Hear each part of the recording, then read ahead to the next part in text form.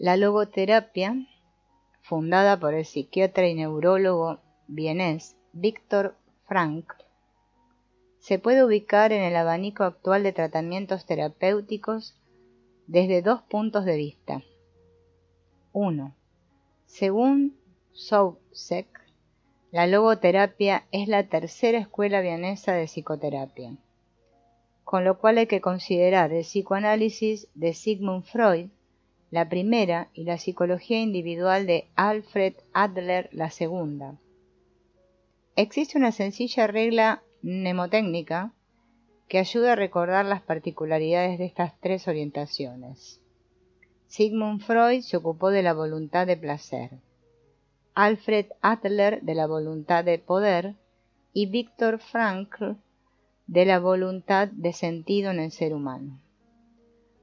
Por supuesto, se trata solamente de tópicos simplificadores que no aspiran a apreciar en su justa medida las distintas escuelas psicoterapéuticas y únicamente describen los puntos de investigación más típicos. Las extensas teorías de Freud se concentraron en la vida pulsional humana, sobre todo en lo relativo a la satisfacción placentera de la pulsión sexual, cuya represión daría lugar al origen de los trastornos mentales. Adler investigó la relación del individuo con su entorno social y dedujo el deseo de poder compensatorio del ser humano a partir de sus complejos de inferioridad. Finalmente, Frankl entendió al hombre como un ser que desea trazarse una vida llena de sentido y que puede enfermar mentalmente si su voluntad de sentido se ve frustrada. Segundo, según los tratados estadounidenses, la logoterapia se incluye en la tercera fuerza de la psicoterapia, es decir, también en una tercera orientación, pero en un sentido distinto al de Soucek. En los Estados Unidos, el psicoanálisis se considera la primera fuerza, mientras que la terapia de la conducta sería la segunda fuerza, y la llamada psiquiatría existencial, que en Europa se ha dado a conocer con el término psicología humanista, acuñado por Charlotte Buller, la tercera fuerza. La logoterapia se inscribiría en esta tercera fuerza, y ello a pesar de que la concepción de Frankl difiere de las ideas de la psicología humanista en un punto crucial, a saber, que en la logoterapia no se reconoce la realización personal como el mayor objetivo de la existencia humana, tal como ocurre en las distintas variantes de la psicología humanista. En la logoterapia, la autotrascendencia del hombre se halla, por así decirlo, por encima, con lo cual todavía queda por dilucidar lo que ello significa.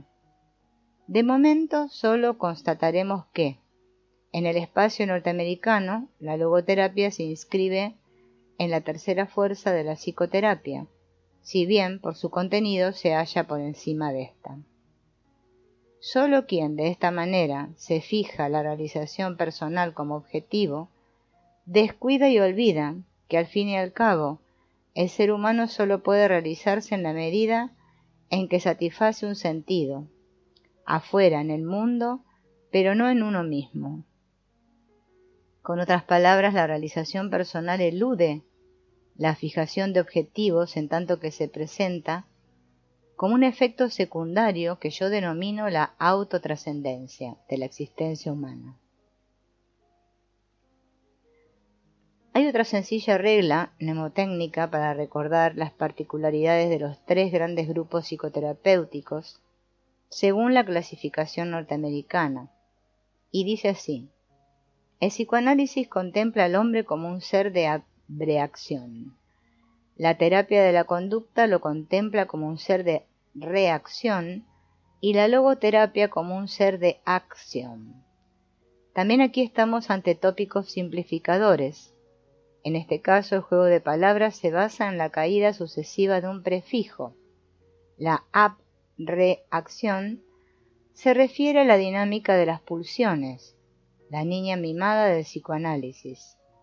La reacción alude a los mecanismos de condicionamiento y aprendizaje. el núcleo de la terapia de la conducta. Finalmente, la capacidad de acción, sin más, nos hace recordar el libre albedrío humano tan apreciado en la logoterapia.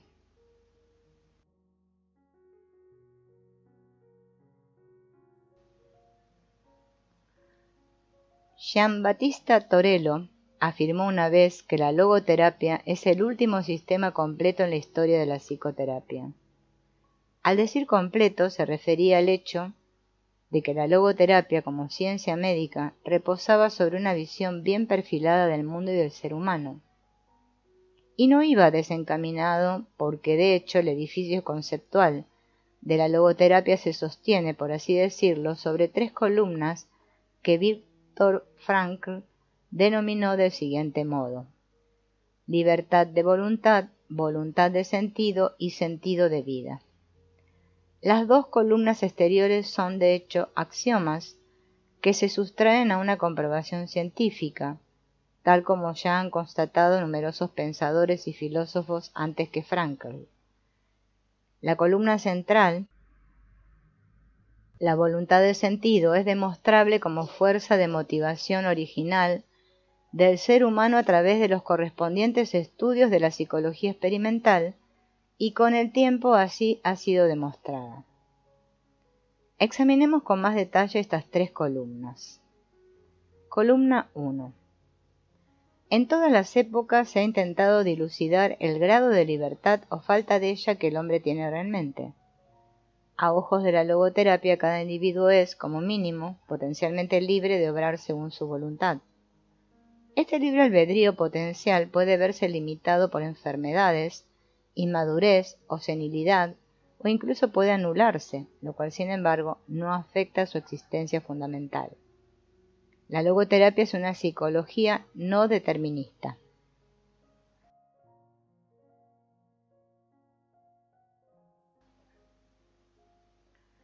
El concepto logoterapéutico del hombre descansa sobre 3 pilares: la libertad de voluntad, la voluntad de sentido y el sentido de la vida.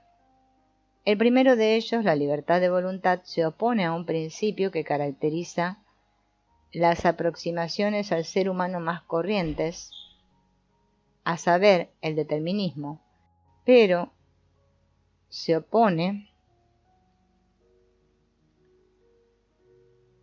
al pandeterminismo porque hablar de la libertad de voluntad no implica de ningún modo cualquier indeterminismo a priori. Al fin y al cabo, libertad de voluntad significa libertad de la voluntad humana, y la voluntad humana es la voluntad de un ser finito.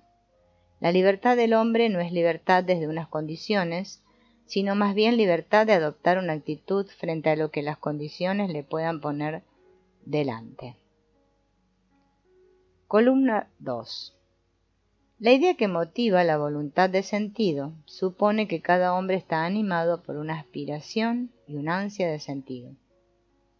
Cuando se satisface un sentido, se produce el encuentro entre 2 correspondencias: un componente interior, formado precisamente por esta aspiración y ansia humanas, y un componente exterior, que es la oferta de sentido de la situación. Si la disposición de la persona hacia el sentido se ve limitada por enfermedad, inmadurez o senilidad, cosa que puede ocurrir, se producirá una merma de la percepción del componente exterior y no una disminución del componente interior, el cual sigue existiendo como si fuera un documento de identidad de lo humano. Incluso en caso de incapacidad grave, la logoterapia es una terapia centrada en el sentido. El sentido es algo objetivo, y esto no solo expresa mi visión privada y personal del mundo, sino que también es el resultado de una investigación psicológica. Pero Max Wertheimer, uno de los fundadores de la psicología de la forma, ya señaló de manera explícita que cada situación concreta conlleva un carácter de exigencia, que es precisamente el sentido que debe satisfacer la persona enfrentada a esta situación, y que las exigencias de la situación deben considerarse como cualidades objetivas. Probablemente lo que yo denomino voluntad de sentido acaba siendo una concepción de la forma. James Crumbau y Leonard Maolic definen la voluntad de sentido como la capacidad propiamente humana de descubrir formas de sentido, no solo en lo real, sino también en lo posible. Columna 3. El postulado del sentido de la vida pone de manifiesto el convencimiento logoterapéutico de que la vida tiene un sentido incondicional que no se pierde bajo ninguna circunstancia. Sin embargo, este sentido puede escaparse a la comprensión humana. Hasta aquí, el sentido es una magnitud que trasciende a los seres humanos y que debe percibirse y presentirse de nuevo cada vez. Por lo tanto, la logoterapia es una visión positiva del mundo. No hay ninguna situación en la vida que carezca realmente de sentido. Esto se deduce del hecho de que los lados aparentemente negativos de la existencia humana, especialmente la tríada trágica formada por el sufrimiento, la culpa y la muerte, también pueden adoptar la forma de algo positivo, de una exigencia, si se tratan con la actitud y la postura correctas. El siguiente gráfico muestra cómo cada columna se corresponde con una forma disciplinar de la logoterapia. La libertad de voluntad es la base de su imagen del hombre y determina sus fundamentos antropológicos. La voluntad del sentido es el eje y punto de partida de su ciencia médica y atraviesa la totalidad de su obra psicoterapéutica. Finalmente, el sentido de la vida, es decir, la creencia en la existencia de un sentido en la vida humana otorgado incondicionalmente bajo cualquier circunstancia, forma parte de la imagen logoterapéutica del mundo, de su filosofía.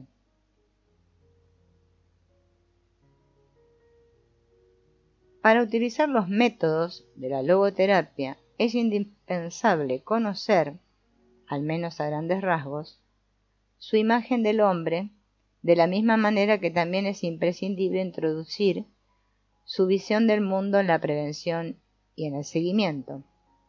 Viktor Frankl presentó su imagen del hombre en el esbozo de su ontología dimensional. El psiquiatra vienés desplegó el ser humano en 3 dimensiones que se corresponden en los planos somático, psíquico y espiritual. No se trata de ninguna teoría de 3 capas, tal como muestra la analogía con la tridimensionalidad del espacio. Las dimensiones humanas del ser se penetran entre sí con la misma perfección que las 3 dimensiones espaciales, longitud, anchura y altura. Por ejemplo, nunca se puede decir que la dimensión anchura empieza allí donde termina la dimensión longitud. Algo parecido sucede con el ser humano. Las 3 dimensiones se dan cita en cualquier punto de su ser. Frank hablaba de unidad a pesar de la variedad. El plano somático del ser humano es fácil de definir. A él pertenecen todos los fenómenos corporales. Comprende la actividad orgánica celular y las funciones corporales biológico-fisiológicas, incluidos los correspondientes procesos físicos y químicos. Entendemos por plano psíquico del ser humano la esfera de su estado anímico, la disposición moral, los sentimientos pulsionales, instintos, deseos, afectos. A estos fenómenos anímicos cabe sumar además las aptitudes intelectuales de la persona, sus modelos de conducta adquiridos y sus improntas sociales. Podremos decir que las cogniciones y las emociones se encuentran en la dimensión psíquica, como en casa. ¿Y qué queda para el plano espiritual? Algo infinito, lo humano primitivo, es decir, la adopción de una postura libre frente a lo corporal y lo anímico.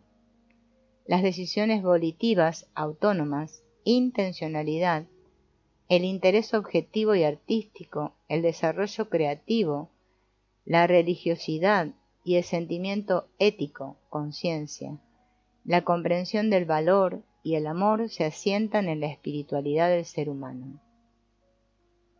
Si clasificamos a los seres vivos de la Tierra según su participación en las distintas dimensiones del ser, obtendremos fácilmente las correspondencias siguientes, donde las mínimas manifestaciones intermedias solo se hallan en el terreno de la posibilidad. Plantas, animales, personas, cuerpo. Animales, personas, cuerpo, psique. Personas, cuerpo, psique, espíritu. El plano espiritual, que no tiene nada que ver con la inteligencia o la razón, es el propiamente humano, la dimensión específicamente humana, también llamada en logoterapia dimensión noética, a partir de la palabra griega noos, espíritu, inteligencia. Los otros dos planos que el hombre comparte con los animales, es decir, las dimensiones somática y psicosocial, porque hasta cierto punto los animales también tienen emociones y cogniciones, se engloban en logoterapia dentro de la psicofísica o bien se denominan dimensiones subnoéticas. Como la logoterapia se aplica principalmente en la dimensión noética del ser humano, Frank formuló, entre otras, la siguiente frase para describirla. La logoterapia es una psicoterapia desde lo espiritual hacia lo espiritual.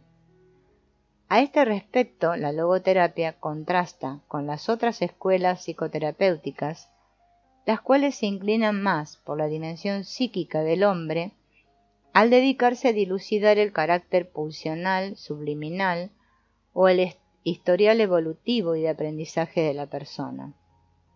La logoterapia nunca pone en duda los resultados obtenidos por las otras escuelas, y menos los comprobados empíricamente, pero los localiza precisamente en el nivel bidimensional. El mérito de Frank consistió en haber integrado los aspectos específicamente humanos del ser de la persona en la psicoterapia tradicional, que hasta entonces había sido literalmente una psicoterapia sin espíritu.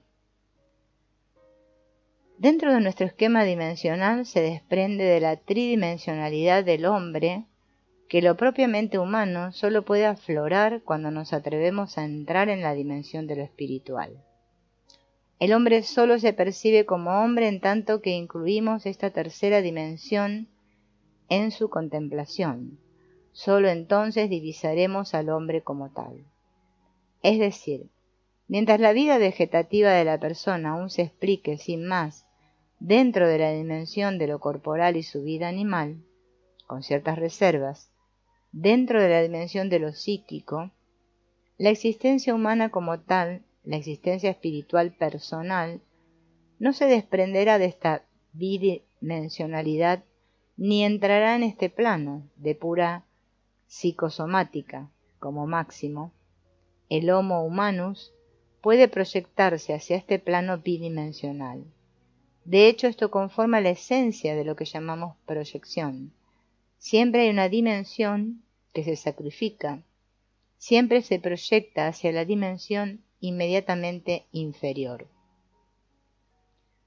Tal proyección tiene dos consecuencias: la aparición de 1. Ambigüedades y 2. Contradicciones. En el caso 1, la consecuencia está motivada por la siguiente circunstancia. Lo distinto se reproduce de igual modo en una única y misma proyección. Y en el caso 2, el motivo es el siguiente: una única y misma cosa se reproduce de distinto modo en distintas proyecciones. La psicoterapia, con sus muchas y distintas orientaciones, no está precisamente yerma de ambigüedades y contradicciones. Refiriéndonos a las palabras de Frank, podemos suponer que la psicoterapia sigue padeciendo las consecuencias de proyecciones improcedentes. Lo más humano del hombre, como su sistema de valores o su anhelo innato de sentido, no se puede perder en la jungla de las interpretaciones psicológicas. La logoterapia se esfuerza por evitar estos errores percibiendo lo espiritual como la dimensión propia y verdadera, aunque no única, del ser humano, y tratando de responder a la pregunta de si la influencia de lo espiritual en las otras dos dimensiones puede aprovecharse para fines curativos.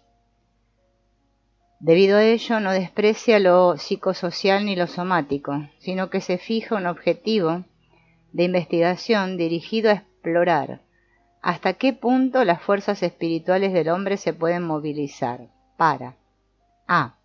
eliminar frustraciones espirituales, b. corregir trastornos psíquicos y c.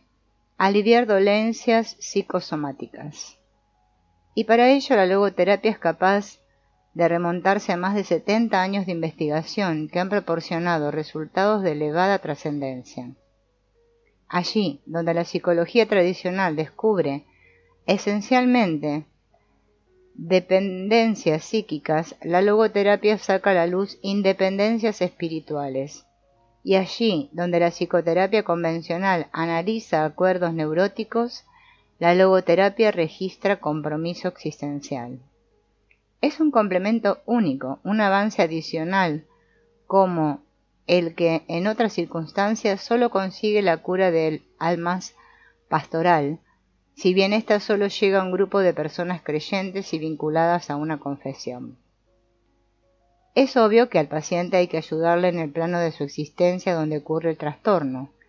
De ahí la necesidad de medicamentos, incluso psicofármacos, o si es necesario electroshocks en el plano somático, alivios catárticos, ejercicios de terapia conductista o estrategias cognitivas de resolución de problemas en el plano psíquico, y procedimientos intermedios como técnicas de relajación, y procedimientos de sugestión en el área de transición psicosomática. Pero, para prepararse para un tratamiento integral también se necesitan métodos curativos que penetren en la dimensión noética del ser humano. Estos huecos los llena la logoterapia, que por otro lado se puede combinar satisfactoriamente con las ayudas en el nivel subnoético, por no citar sus extraordinarias posibilidades de combinación al mismo nivel con la ya mencionada cura de almas pastoral o con todas las formas de terapia artística y cursos de formación. De lo dicho hasta ahora se desprende claramente la importancia de poder diferenciar la dimensión psíquica del hombre de la dimensión espiritual y de no mezclar la una con la otra. La confusión es menor con respecto a la dimensión somática. Quien quiera estudiar a fondo la logoterapia deberá familiarizarse con la asociación de ideas logoterapéuticas del antagonismo no-psíquico, que es tan claramente característico en virtud de su tesis de la existencia humana. Se trata nada menos que de la oportunidad de un enfrentamiento fructífero entre psique y espíritu, dentro de la persona.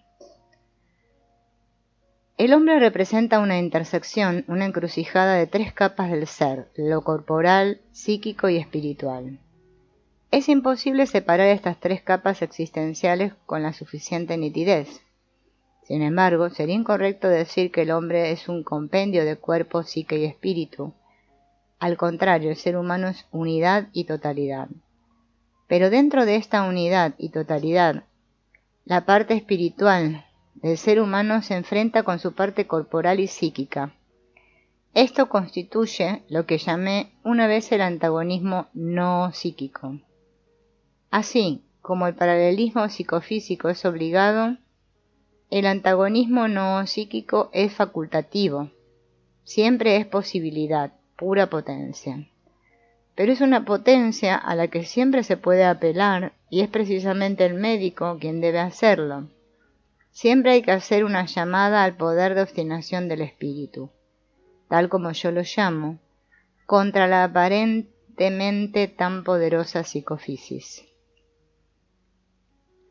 Por lo tanto, según el antagonismo no psíquico, las dimensiones psíquica y espiritual del ser humano no se limitan simplemente a coexistir de cualquier manera, sino que se relacionan mutuamente y a veces incluso se contradicen. Por ello, miraremos con lupa algunos criterios que nos ayuden a diferenciar los dos planos para mostrar claramente las enormes posibilidades de su potencia antagonista para la psicoterapia. Se trata de 4 criterios distintivos: destino y libertad, propensión a enfermar y constitución intacta, orientación al placer y orientación al sentido y carácter y personalidad. Allí donde se hace caso omiso de estos criterios y en cambio se reducen todos los fenómenos espirituales a lo psíquico, lo que equivale a una proyección de la tercera dimensión a la segunda, aparecen caricaturas críticas del ser humano contra las que Frank previene debidamente. Estas son las caricaturas. Pandeterminismo. Quien niega la libertad del hombre debe definirlo en consecuencia como un ser abandonado a su destino. Psicologismo. Quien pierde de vista la invulnerabilidad de la existencia espiritual, pronto ve en el hombre un simple aparato psíquico propenso a enfermar. Reduccionismo. Quien ignora la orientación al sentido del ser humano, cae en la tentación de interpretar cualquier motivo como la causa de una necesidad instintiva, oculta. Colectivismo. Quien ignora la personalidad del individuo tiende rápidamente a juzgarlo solo por su tipo de carácter. El cometido de la antropología logoterapéutica es impedir estas faltas, porque son, por así decirlo, pecados contra el espíritu, de los que nada bueno puede surgir.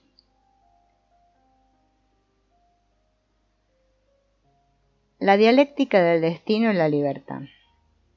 La joven disciplina científica de la psicoterapia empezó a principios del siglo XX con la idea de que la calidad de la infancia influye y predetermina irremediablemente la vida de una persona. Las causas de esta concepción determinista deben buscarse en el naturalismo de finales del siglo XIX, una corriente que proporcionó a las personas un sentimiento de abandono. En aquel entonces se llevó a cabo un gran número de descubrimientos que hicieron germinar este sentimiento de dependencia y pequeñez. Los avances astronómicos habían dejado patente la infinitud del universo, donde la Tierra se asemeja a un insignificante grano de arena. Los acontecimientos sobre las relaciones de las jerarquías sociales y las estructuras socioeconómicas habían hecho que el individuo se presentara como un diminuto engranaje de una maquinaria imparable. El rápido desarrollo de la técnica impulsó ese sentimiento de abandono y aparecieron modelos de pensamiento robotizado con los que las personas se identificaron. El hombre se consideraba programado, controlado por influencias almacenadas automáticamente. Como reacción a este movimiento surgió la filosofía existencial, aunque dividida en 2 campos, uno optimista frente a la vida y otro más bien pesimista. La filosofía existencial concebía al hombre como un ser arrojado a la vida, que debe hallar por sí mismo su propia esencia, pero que puede reconquistar, por así decirlo, el principio de acción. La logoterapia tiene sus raíces teóricas en la filosofía existencial, especialmente en la forma optimista.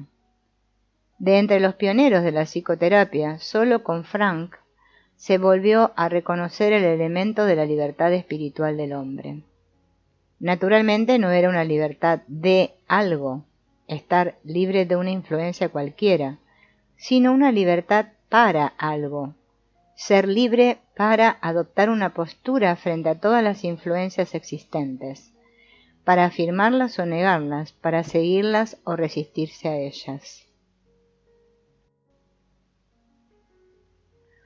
No negamos en modo alguno la vida instintiva, el mundo de las pulsiones humanas, igual que no negamos el mundo exterior, tampoco negamos el mundo interior.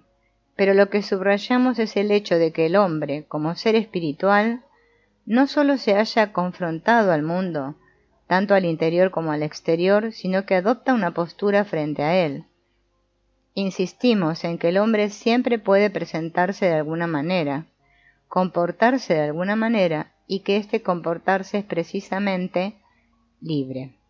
En cada momento de su existencia, el hombre adopta una actitud respecto al entorno natural y social, al medio exterior y al mundo interior psicofísico-visual. Consideremos el concepto logoterapéutico de libertad de la mano de 3 ejemplos. Primer ejemplo, angustia. La angustia, y no incluimos aquí la preocupación amorosa por alguien o algo importante en el mundo, es un desagradable sentimiento psíquico de amenaza propia. Este trastorno toma asiento en la segunda dimensión y está estrechamente asociado a síntomas vegetativos de la primera dimensión somática, tales como palpitaciones, palidez o temblores. El lugar donde se asienta o aparece la angustia no se puede escoger en el momento de su aparición, lo que significa que es fatídica. Sus causas podrán ser evitables o no, pero cuando el sentimiento de angustia sobreviene a alguien, ya no podrá gobernarlo con facilidad.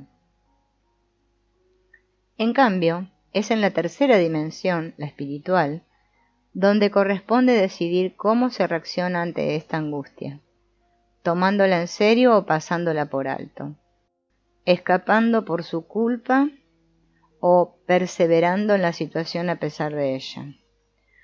Aquí sí hay donde elegir. Aquí existe un poco de libertad.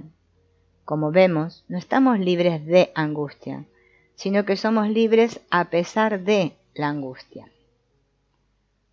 Segundo ejemplo, infancia difícil. Las personas que han padecido una infancia infeliz no están libres de sus efectos, pero son libres para adoptar posturas distintas frente a ella. Algunos padres dicen, a mí me han educado a golpes, por ello me salen las bofetadas. Cuando monto en cólera, también pego. Otros padres afirman, como a mí me pegaron de pequeño, quisiera que mis hijos no lo pasaran mal, por ello no los educo a golpes. La educación es sin duda un factor influyente, pero no omnipotente. A partir de cierto grado de madurez, cada persona tiene la libertad de educarse a sí misma.